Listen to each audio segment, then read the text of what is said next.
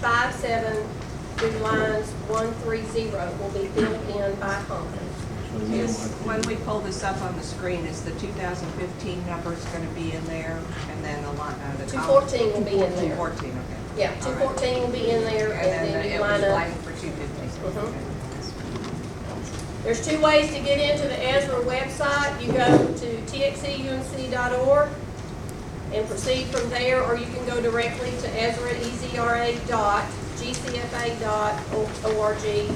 and get into Ezra from there. I will show you what the screens, the TXEUMC screen looks like. And Wait a later. minute. 1 second, those of you who have computers. Could you push that back up? I didn't get that down. Okay. Those of you who brought computers, the Wi-Fi password here is upper room, capital U and capital R. But this is not on the website. It's not up No. on the website anyway, so I don't know what good that will do. Rochelle said that there was issues if I tried to go live today, so this is not live. These are just screens that I've made. You get it as a 17. Yes. What? Well, but they don't have the, okay. If you don't have all your apportionments into the conference, if you go in as early as December 1st, and then you go in at a later date, you may see some changes in your apportionments depending on when you mailed them in. If you want to make sure that your numbers look exactly like what your records look like from the conference, you're going to have to wait until after the 17th because they won't have your money. So it just depends on whether you're willing to, just keep a mental note that lines 57 through 130 may change if you're mailing in apportionments as of December the 10th. But if we mail them in like back in the spring, If you're through, you're fine. they should all be back out. Yeah, they've got them. They're there. Any other questions? Now, once you enter that in, you have to enter your password. I will show you all of that in just a second. There is a screen for that. I just need you to know, please use whole numbers. We don't need your pennies. Do rounding up or rounding down. Don't use a decimal point. Don't use commas. Don't use dollar signs. If there is a 0 on a particular line for your church, put a 0. Do not put NA, and don't put the word none. It won't recognize that. Number 4, Ezra will fill in the amounts for you on these total lines, and then I have a little explanation about that. Lines 13, 21, 24, 35, lines 143 through 145, line 154, 163, 168, and 172. Now, don't expect you to find a total there unless y'all put in a total. What it actually does is compare your total to what the inner works of the computer says is the correct total. And you'll either get nothing, so it's okay, or you'll get a yellow warning, or red. It should be a red warning because the total's not right. And you'll have to fix those totals. Your auditors, we are not allowed to change things to make your numbers correct. You can submit with errors, but we cannot, as your auditors, change your numbers, especially if it's a red error, in order to make that go away. So y'all need to be sure that you correct your errors before you submit them. I need you to make sure that your line 25, which is your worship attendance, your average attendance at all weekly worship services, this number comes directly off of your vital signs. So if you're not using vital signs and have not filled them in, fill them in. It'll tell you what your average worship attendance is.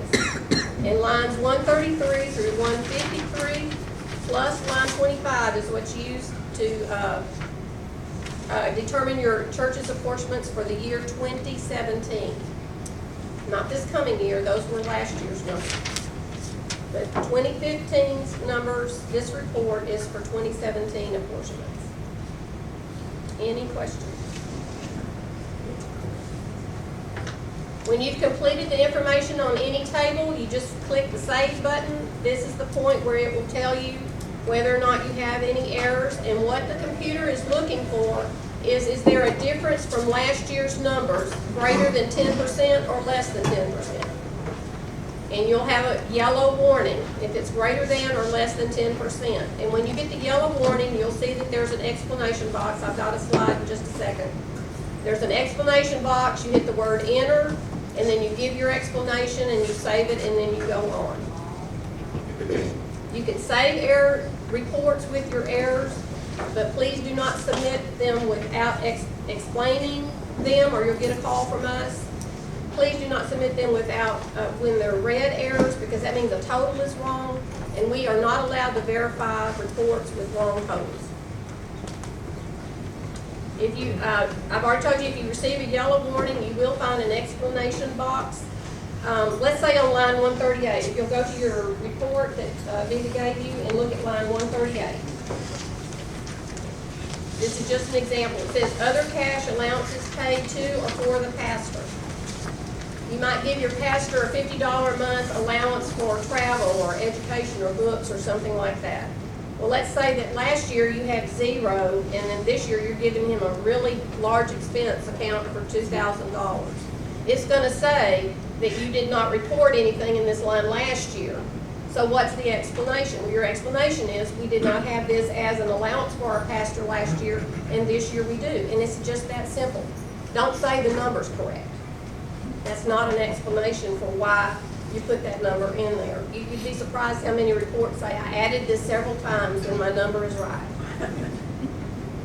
That gives us no information as to why that's happening. All right, there in the middle, there at the bottom is where you'll see a yellow and see the blue enter. I'm sorry. You'll hit the enter line. It'll give you a chance to type in an explanation. This was not available to our pastor last year, and in 2015 we gave him this allowance, or her this allowance. So, and then you'll just hit save. The red ones are the ones that you have to fix. Red is going to be because the total is wrong.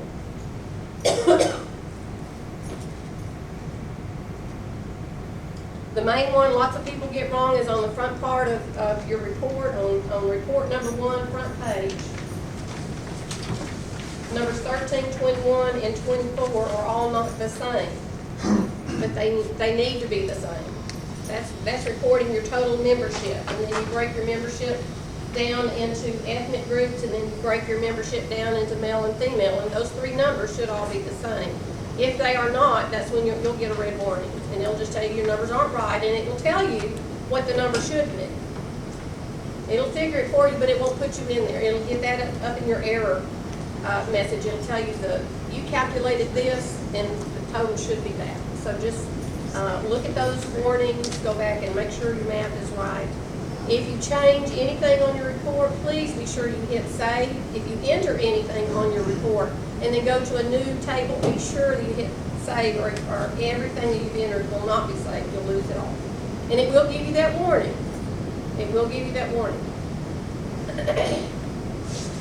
Again, you can submit Ezra with yellow warnings, but we're not going to be allowed to verify your reports with red warnings, so please correct them. Again, don't put my numbers correct, or the amount I entered is correct, or I know my numbers are right, or this is the way it's always been done. Don't use those. If it's a red warning, we just kick it back to you. Right. And Those are those and phone you calls. start, you get. and you start over. And if you want to just do it once, just don't submit it to us with a red. The yellow we can handle, but the red warning, we're not going to do anything with those. And when you finish any table, you can go back and forth between the tables. Always be sure you hit save. And then when you go to another table, it's just down from a drop box. At the top of table 3 is on page 6, I think. Yeah, 6 of your handout. On top of table 3 is where the senior pastor or finance chair will sign the report. And you'll notice that it says, by signing, I affirm that the information reported has been reviewed and is accurate to the best of my knowledge, with the exceptions of lines 57 through 130. Those are your apportionments, which will be filled in from conference. So conference is not asking you to verify their numbers. And again, pastor finance chair must sign that report. Please fax it to the district office on report day, January the 5th by 10 a.m. And again, their numbers 936-699-4810. Any questions?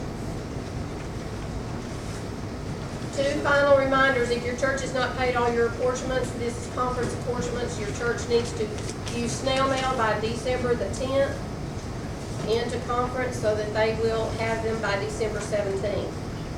If you cannot do that, then on report day, you need to bring your check to the district office. Again, line 25 and lines 133 through 153 are the lines used in calculating your church's apportionments for 2017. So it is absolutely imperative that those numbers be correct. 157, sorry, it says money by check or some other entity. That's the last one, it's on the, Amount received from non-pledging but identified givers. And then I said that's money by check or some other identifier, like a money order, cashier's check, where you've got a name on there. I didn't know that identifier. Where it Those were my says- scribble notes and then. That's okay, I just had to read that. Sorry. Number 25, where it says average attendance at all evening, is that the average at each or the average at all combined? All combined, and you'll get that from Vitals. Again, there are two ways to get to Ezra, txeumc.org, or go directly to ezra.gcfa.org. And when you go to the website, TXEUMC website, you can get it two ways. You'll see at the very, very top, it says find a church, find clergy, or log in. You can hit log in right there, or under resources, down at the very bottom, it has login area. So it's two ways on that one screen, and it doesn't matter which way you go, it'll get you to the same place. And this is the screen that will come up, and you'll notice that Ezra is your second option down here in the body, and you will click on Ezra. And then Ezra will be the first option on the next screen, and you will click on ezra.gcfa.org. Any questions about how you get there? When you get onto Ezra, this is the screen that it will show. Your username is your 6-digit number, GCFA number that you used last year. If you don't know it or have forgotten it, you can call district office and Bede and Bonnie will be glad to give that to you. Your password is lowercase TXEUMC1 for everybody when you initially get on. And then you will put that right there and then hit login. One. And it won't show up, so I couldn't get it to show up. John, happen to bring that list of GCFA numbers today? I don't think so. Did you read it? And then it will tell you, welcome to Ezra. And then this is step 1 of 4 steps that you will have to complete. This is your first time on Ezra. Number 2, you want to fill in your contact information. First and last name, an email address, a home phone, and a work phone. And then somewhere on this screen is, I believe, next, but I couldn't get it on there, so you'll hit next and you'll go to step 3. Your current password is the TXEUMC1, and then you'll create you a new word, a new password. It has to be at least 6 characters long. Does it have to have a number? I don't remember.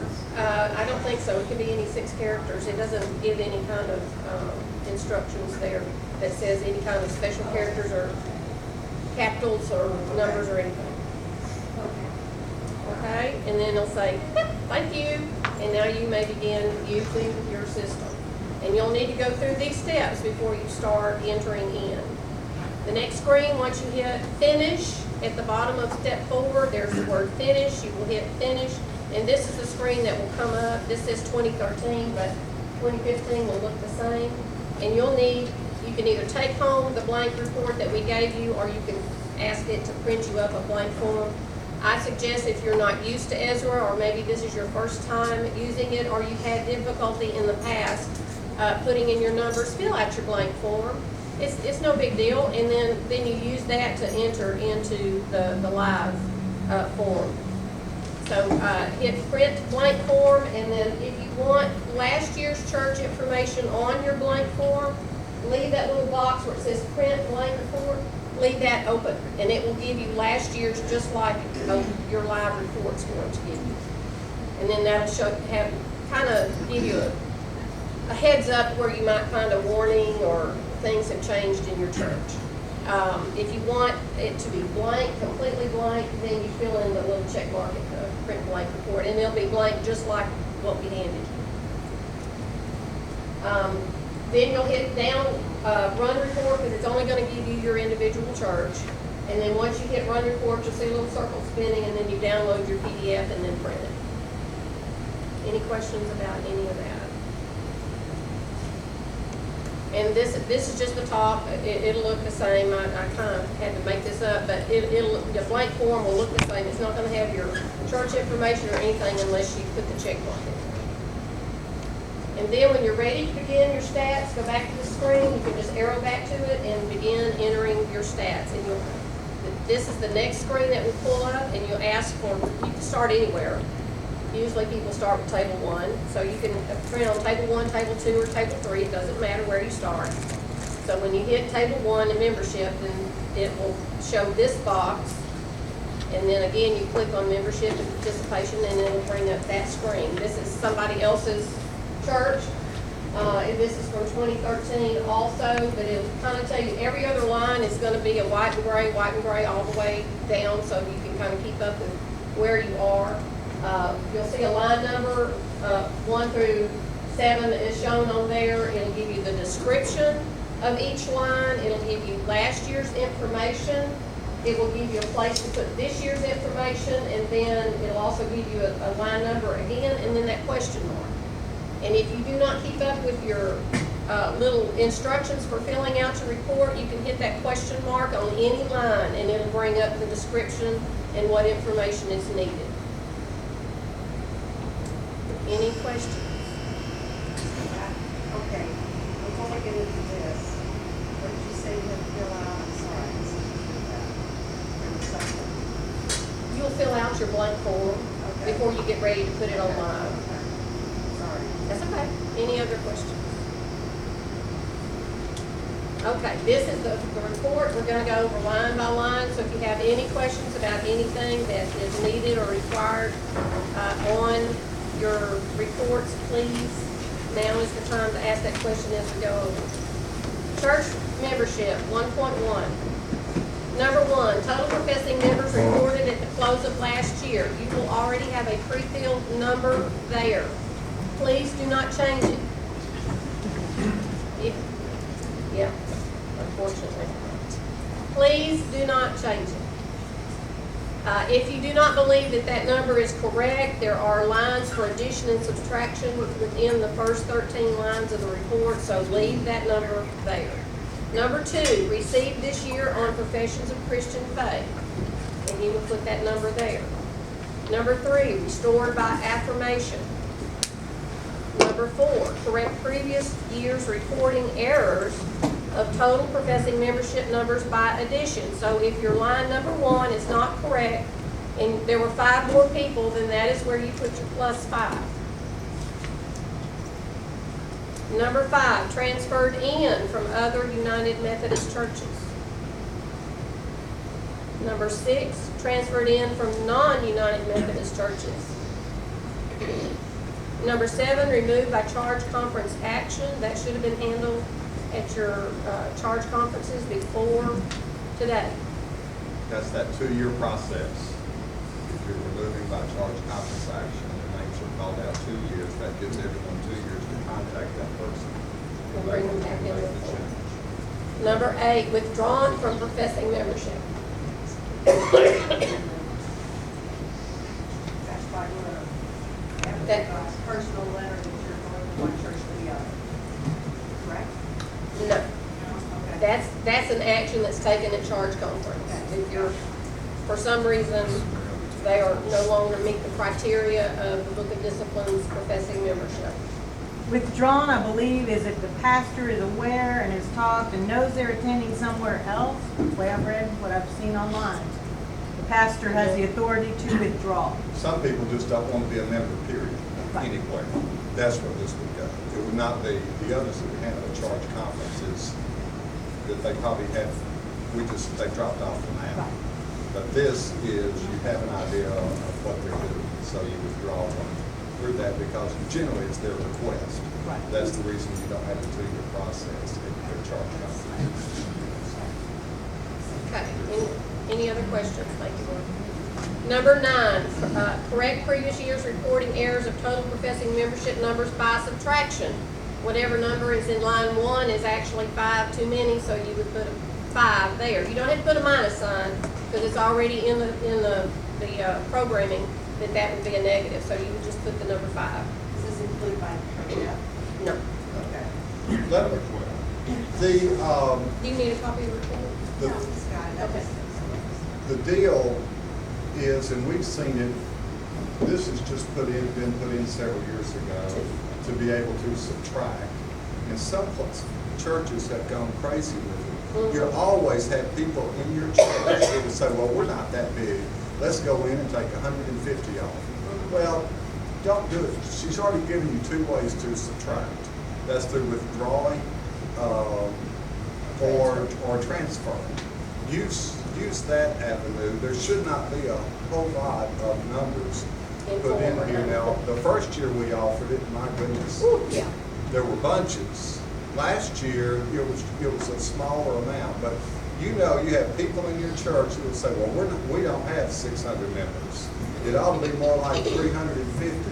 Well, that can kill the whole rating of the district, and they're probably wrong anyway. So just be careful in using that subtraction.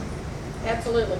4 and 9 should be used, lines 4 and line 9 should be used very limitedly, very No, limited. this is fine. Number 10, transferred out to other Methodist churches. You have someone that's moved from, we're in Douglas, and they've moved into Nacogdoches and are now going to First. They will let us know that, and that is where we will get that information. Number 11, transferred out to non-United Methodist churches. You may or may not be aware of those if they've left your congregation, but that is where you put that number. That's a shady area It is, because very. fundamentalist churches that rebaptize again and all this kind of thing, They won't they give will you- not let you know Mm-mm. that someone has joined their church. And the people leaving may not let you know either. Number 12, removed by death. This should have also been handled at charge conference, but there may be someone maybe between your church charge conference and report date, end of the year, that has passed away, and you can add them to that number. Number 13? You lost me on that last No? one. It would be anyone who has died Okay. in the year That's 2015. Well, that's what I meant. Well, You may have read their name at charge conference. but you and- include and then them in this number. Include that in the number along with anyone else, yes, I'm Make sure sorry. you include them. Yes, yeah, they are included, anyone from, this report is for everything to do with your church 2015, January 1, 2015 to December 31st, 2015, nothing before, nothing in the future, because we don't know what that is, only this year, only this current year. And number 13 is total professing members reported at the close of this year, and that is the total of pluses and minuses from line 1 through line 12.